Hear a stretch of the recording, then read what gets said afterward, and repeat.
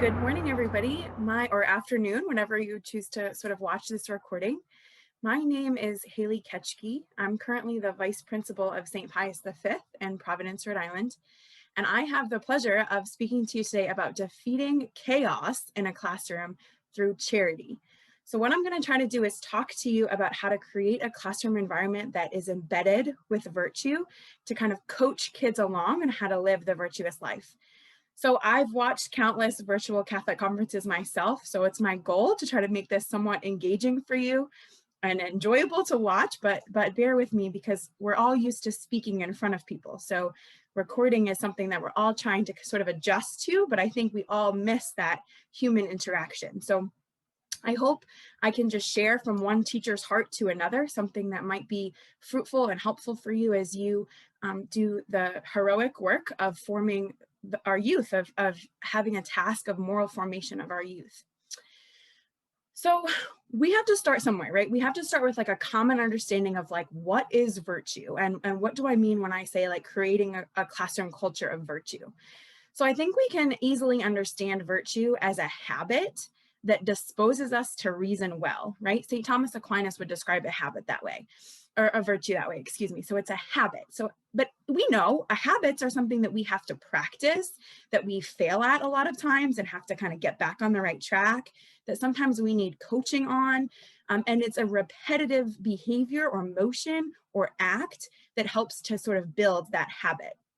So if we understand virtue as a habit, then I think as teachers, we need to understand that we have a role in teaching kids how to build that, how to foster that, how to grow in that particular aspect or that particular quality. And I think what's really, really crucial for us to understand is that like anything else, like we teach the ABCs and the 1, 2, 3s or the 10 commandments or the 7 sacraments, like we have to actually teach these virtues. We can't just assume that children have an acquired knowledge of them or have the ability to live them out if they're not being taught. And in addition to being taught, like anything else, like we have to practice sounding out letters or practice our math facts. We need to practice living out a life of virtue, which is why the church in her wisdom, right, has the beautiful sacrament of confession, because we know that we're not going to live a virtuous life perfect every time. And we have to keep practicing and growing and getting better each time. So our role as catechists, as teachers, is to help children practice these virtues that they need to live a life of holiness. So I think it's really important that we also understand, like, there's no way of talking about moral formation of children without talking about virtues, right? We can't help a child grow in love of God or grow in any virtue, in love, in patience, in helpfulness, in charity and friendship. Right? We can't have a role in that formation unless we understand that that it's our job to teach them that and to actually help them grow in that moral formation. Okay, so we understand in the church, right, that charity is the highest virtue. So charity kind of like embeds all of the others, or is the pinnacle of all of the virtues that sort of fall under it. Okay, so everything that I'm going to be talking about today is with the understanding that charity obviously is the top. But I think when we think as teachers about creating a classroom environment, like what do we want our classroom to look like? I'm going to give you 3 virtues that I think are the most important for us as teachers to kind of to be aware of, to have in the forefront of our mind, and for us to sort of set the tone in our classroom. Okay, so the first one is orderliness, the virtue of orderliness, which is having strong expectations of what you expect, having a routine, having things in place. Children crave order. They need consistency, they need expectation, they need to know what to expect. So having the virtue of orderliness in your classroom means that there's a procedure and a routine for everything. The kids know when they come into CCD in the morning, they're going to sit down at their table, they're going to take out their pencil box, and they're going to start coloring. Or they know when they check into your classroom in the morning, they put their lunchbox away, they sit down and they start their morning work. Or they know after lunch, they line up and then they come back to their classroom and then they're going to pray a decade of the rosary. Whatever it is, there's some sort of procedure, routine, expectation that then creates orderliness in the classroom. And that comes from you. You're the only one that can set that up. So you need to think, how can I create a classroom environment that's structured around orderliness?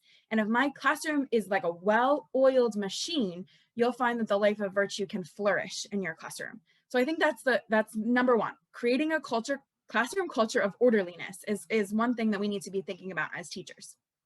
The second thing is justice, okay? And the virtue of justice means giving to another what is due, right? It doesn't mean fairness. It doesn't mean same for everybody. And in fact, in my classroom, I would always say, like, we're all unique. God created us each individually and uniquely and unrepeatably, right? So what you need is not the same as what you need. So it's not saying fair across the board necessarily, but it's creating this culture of justice that, like, I am going to give to you as a teacher what I feel like you need.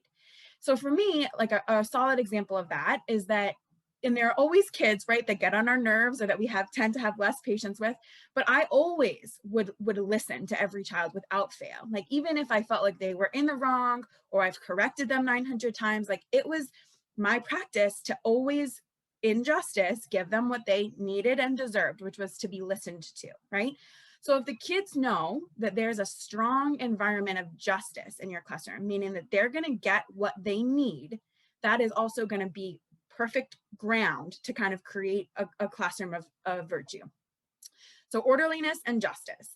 And the third one, which is similar to orderliness, is foresight, right? Which is really the virtue of planning or thinking ahead. So this might seem natural to some of us and less natural to those of us who aren't necessarily type A, I guess you could say, but it's really crucial as a teacher, as a catechist, that we're praying for and we're vigilant about having the virtue of foresight.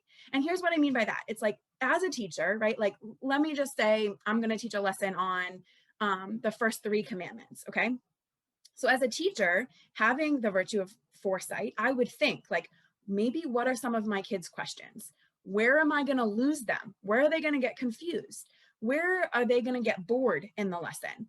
Maybe I can have a knowledge of who tends to act out behaviorally and how I can make sure that they're engaged. Okay.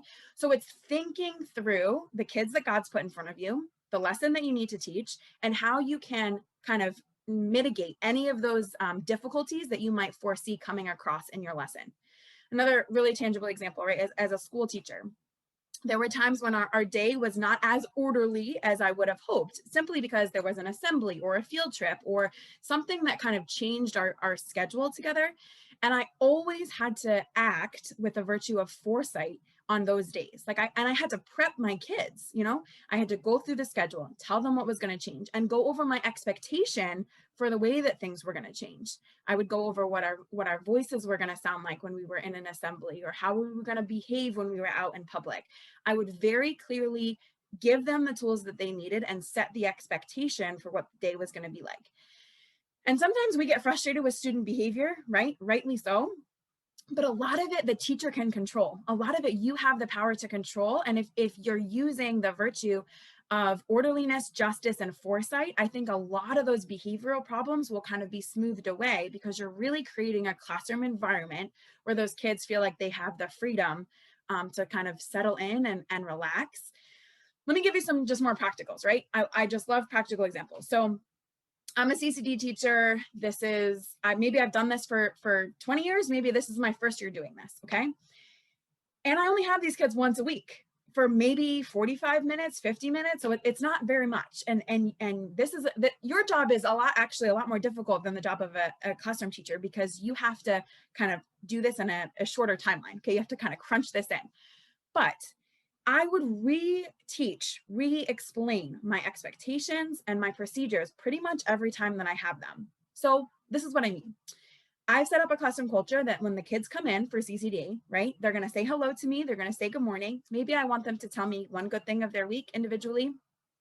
Maybe I don't have time for that, and they're going to go right to their seats and start on something. But I'm going to have something ready for them to do, because when there's downtime, that's when the classroom gets unorderly, okay?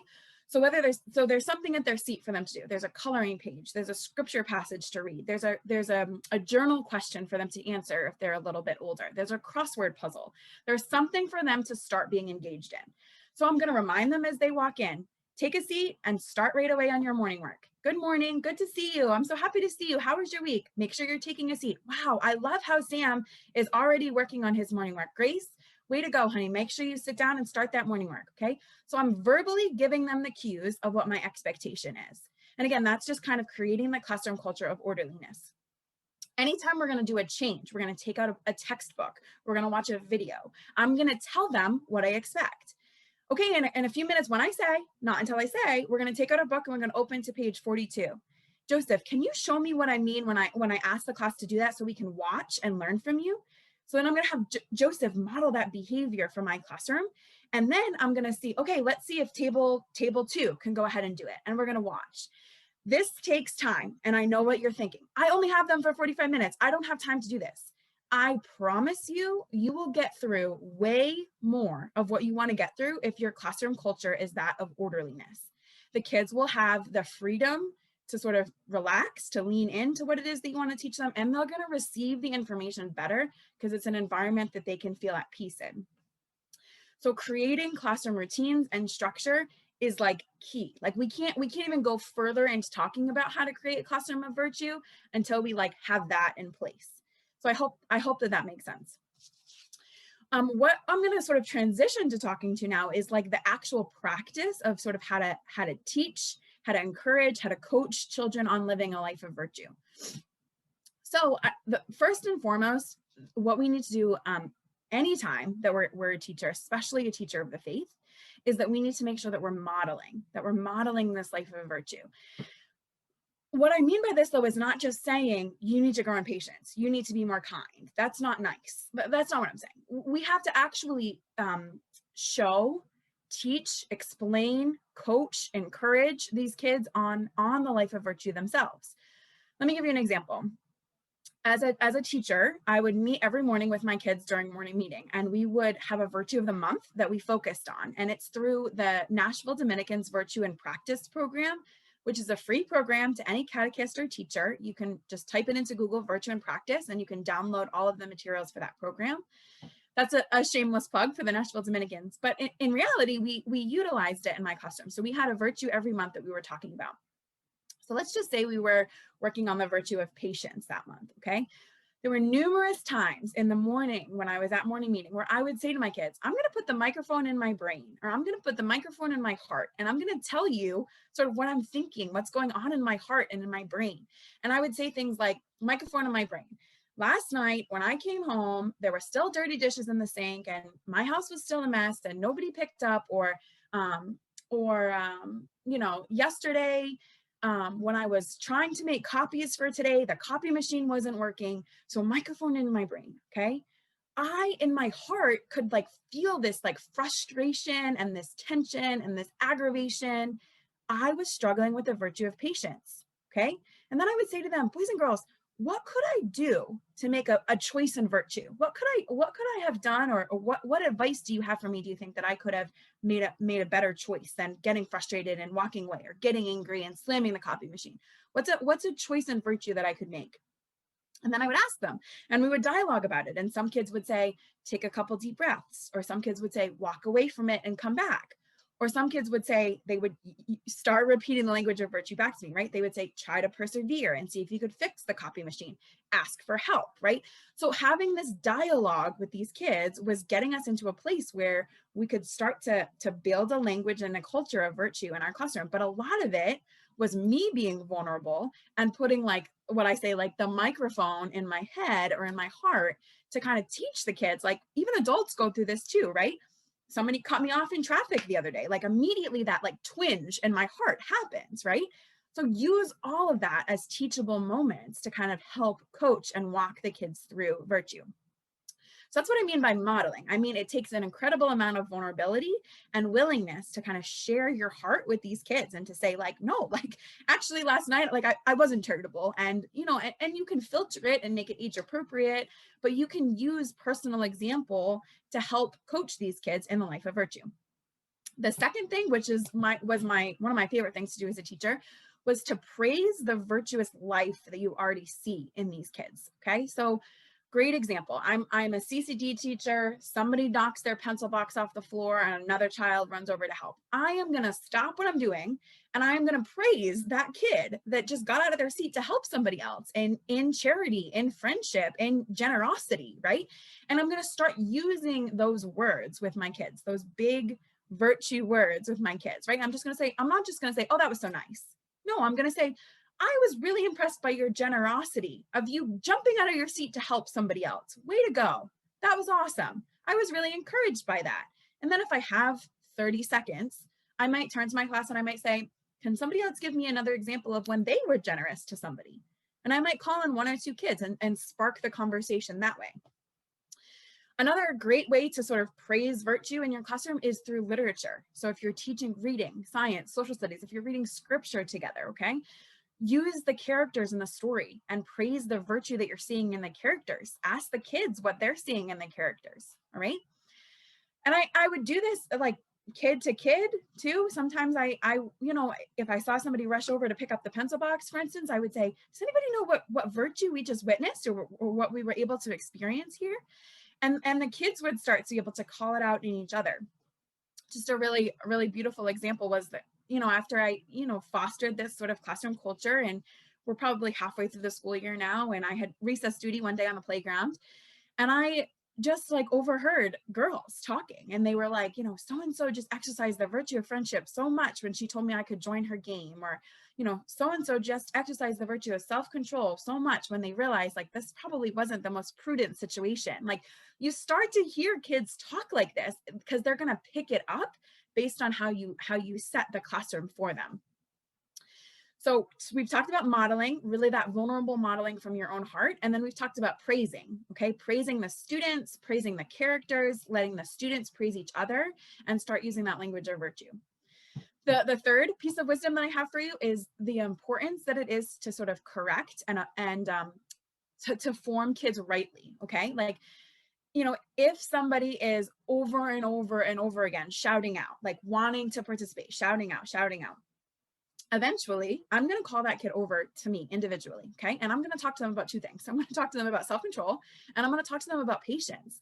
And I'm going to walk that kid through what they're feeling in their heart, right? That desire to answer, that eagerness, that excitement maybe.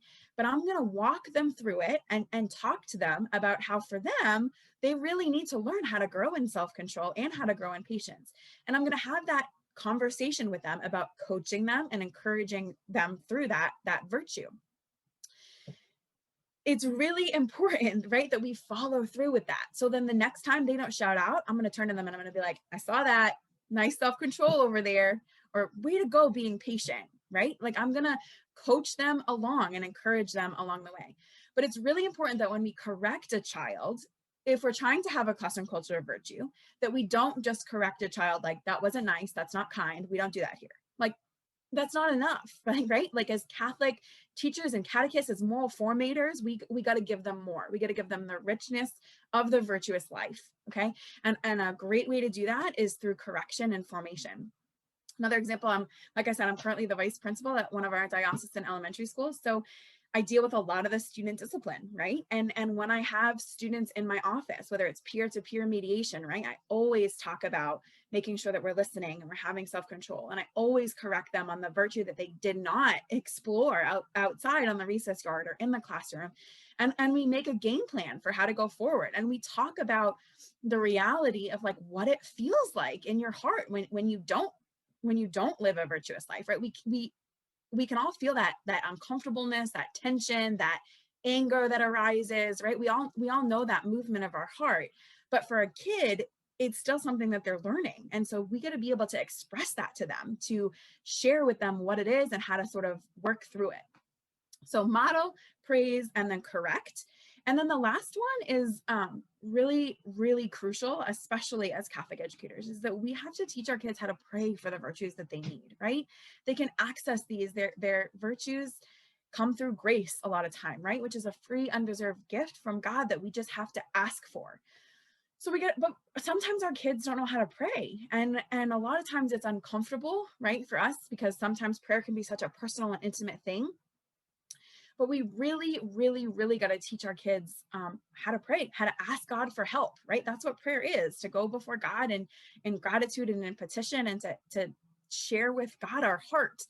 And that's not a natural thing for a child, like, right? Like they need to be modeled and taught how to do that. So you know, great example. I am dealing with two students who are arguing, you know, like catty girl behavior, aren't saying nice things, aren't letting the other one play, for instance. So we might dialogue about which virtue we're not seeing, which virtue we need to work on, the movement of our heart, what it felt like, how we can fix it, what we need to do, right? How we need to make reparation and apologize and fix the situation.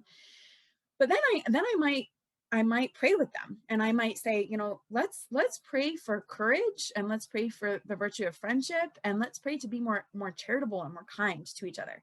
So I might do one of a few things, right? I might just pray and let them listen, because I think it's important for kids to hear adults actually talk to God, like not just say, and nothing against rote prayer or the rosary or the Divine Mercy Chaplet, right? I love all of that.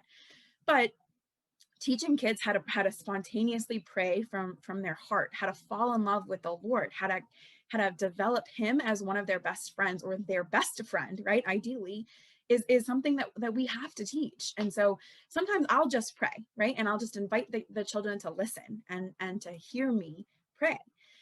Other times I will say something and I'll have them repeat it. So I'll be like, Jesus, I know that you love me. And I'll make them say, Jesus, I know that you love me. Jesus, today I needed help in the virtue of friendship. Jesus, today I needed help in the virtue of friendship.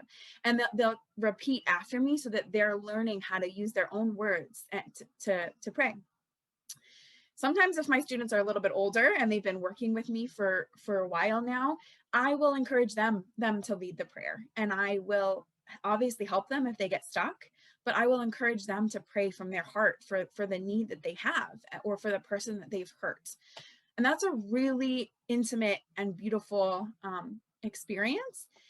And it does take time. Again, I'm fully aware, right? I was a classroom teacher for years myself. Like I'm aware that all of this moral formation takes time, but that's what makes Catholic schools and catechetical opportunities so different than anything else, right? Is that we understand that this is of utmost importance and value, and we're willing to sacrifice the time, because this is what matters, right? At the end of the day, our job is to help kids get to heaven, period. Like that's what we've been called to do. And so even though it takes time away from my math lesson, or my lesson on the 10 Commandments, or my 45 minutes once a week that I have my kids, like that's what's going to stick with them. This opportunity of moral formation is what's going to follow them throughout their life. Just a really couple of really cute stories, just to kind of illustrate to you sort of what this can do, and how it can sort of manifest itself in a child's life.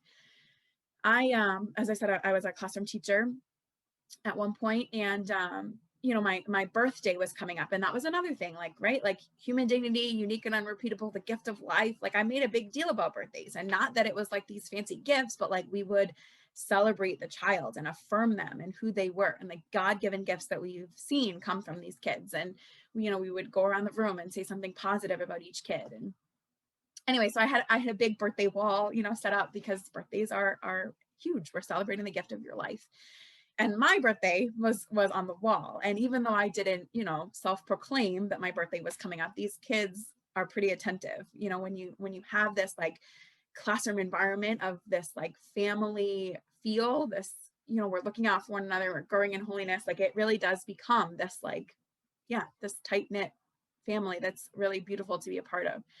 Anyway, so they noticed that my birthday was coming up a few weeks ahead of time. And most mornings they'd say to me, like, Miss Ketchke, what do you want for your birthday? What can we get you? What do you want? And my answer was steadfast and the same every time. I just said, all I want is you to pray for me. All I want is your prayers. Your prayers are the biggest gift that you could get me. And, you know, I over and over and over again for probably 2-3 weeks, maybe a couple times a day. Okay. Well, the morning of my birthday arrived, and, you know, not thinking much of it, I'm at my desk every morning, and I had this morning routine that the kids would come in and they would tell me about their night, and they would tell me how they are, and we would have just a little mini conversation to get them off on the right foot. I would check their agenda. ask them what they wanted for lunch. So it was that personal sort of connection that I had with every child each morning. Well, this one little boy comes running through the doorway, which usually I did not let them do, but this was a running and excitement. Okay. Miss Ketchke, I got you what you want. I got you what you want. And I was like, okay, like, thank you. And he was like, you have to open it. So I opened it. I'm going to start crying because it was just such a beautiful moment. But he had gone the night before with his mom and done a holy hour for me at our parish and had gotten me a holy hour card that he wrote in. And so he listened and he got me prayers for my birthday, and he willingly went and did a holy hour with his mom. And like, that's not something that you get from every child in every classroom. That comes from creating a priority of helping these kids fall in love with the Lord and fall in love with the virtuous life, and teaching them the beauty that our faith is, right? Another example is, Lent came, and obviously made a big deal about Lent in my classroom. And, we did classroom penances together and talked about the season of Lent. And one year I gave up coffee, and I'm an iced coffee addict. Okay. I always have an iced coffee with me. And so teaching my kids like the struggle that the penance was, and how if it feels uncomfortable or difficult in your heart, right? Like modeling all of that for them. And then at one point I had a little boy ask me, like, Miss Kitschke, why are you giving up coffee? And I would always say, because I love Jesus more than I love coffee. And then as I would coach these kids through thinking about what an appropriate penance was for themselves, like reaffirming, like, the reason why we're doing this is because we love Jesus more than anything else. Like he is it. Like he's the reason why I'm a Catholic school teacher. He's the reason why we're all alive and given the gift of life, right? So like Jesus is my first priority above anything else. And so, but for a kid, it's like, whoa, you're gonna do that just for the Lord, like that's a way to kind of expand their awe and wonder, like just by simply modeling that, right? So I think, just to close, it's the best way to sort of pass this on to you is like, I have no major secrets, right? I try to share with my kids the love that I have for the Lord in my own heart, and what I wish somebody had told me as a kid, right? Like I wish somebody made falling in love with the Lord so exciting. Like the Catholic faith is more than the 10 Commandments and the 7 sacraments. And it's more than, going to a Catholic school where I wear my uniform every day, right? There's something unique and beautiful about this faith that I want to pass on. And I want the kids to fall in love. Um, and I think the crux of doing that at their age is less from their head and more from the movements of their heart, right? That they're experiencing, like as they're learning to grow and mature and develop in relationships and understand themselves, right? Like what a gift it is for us as teachers and as catechists to help those kids, like, and help them grow in that moral formation.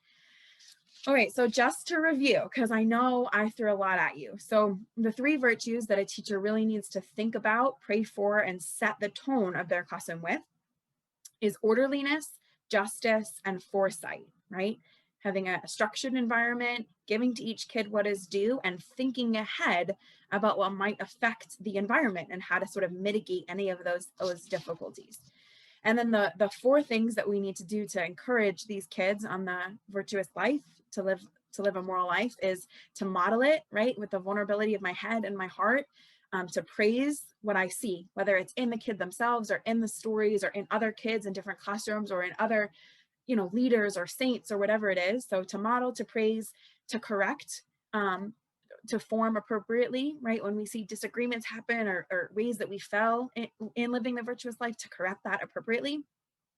And then lastly, to pray with those kids for the virtues that they need, for the help that they need to help them sort of fall in love and foster that relationship with the Lord. So it is no easy task, right? The formation of children gets harder and harder as our culture gets harder and harder, but you're doing a great work, and our kids need you. Our kids need to see that it's worth loving the Lord and that your sacrifice is all for him and for them too. So thanks for everything that you do. Keep up the good fight.